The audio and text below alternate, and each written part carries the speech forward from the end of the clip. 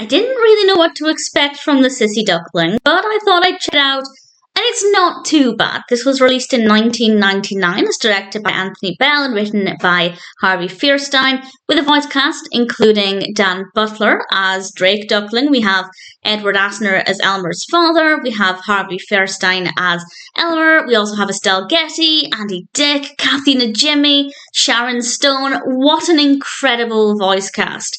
So that certainly appealed to me. However, I didn't really like Elmer as a character, so that meant that I didn't really care too much for the narrative.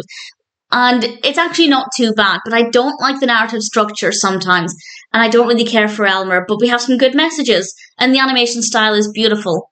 And then we throw in the voice cast. It's an interesting experience.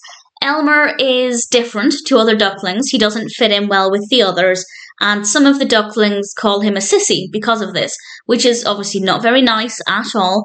And we actually have this beautifully written and executed scene where Elmer asks his mother what a sissy is, and I think she does a really great job of explaining this. I think it was done very well. I don't know if sissy is a term that's used that much today, but it's certainly a term that I remember being thrown around when I was a child, probably around 1999 when this was released.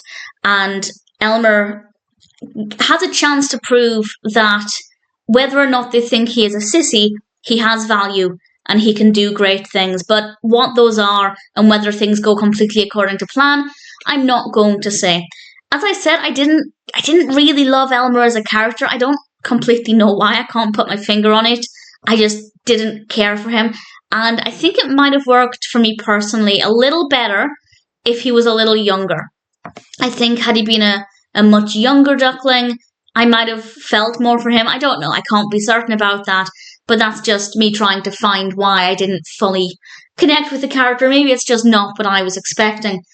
The animation is adorable, but the narrative structure is not always great. The pacing is fine, but occasionally we'll break the fourth wall as Elmer will talk to the narrator.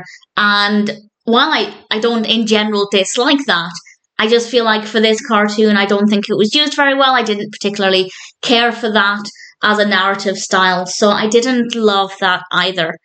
However, I do think the actual progression of the narrative is pretty good. The pacing is not too bad. The whole thing is about 30 minutes. It's not tremendously long. I think it's probably a really good time to tell this narrative. And we have, obviously, some really brilliant messages about name calling and why you shouldn't do it, and also to try and not let names get you down.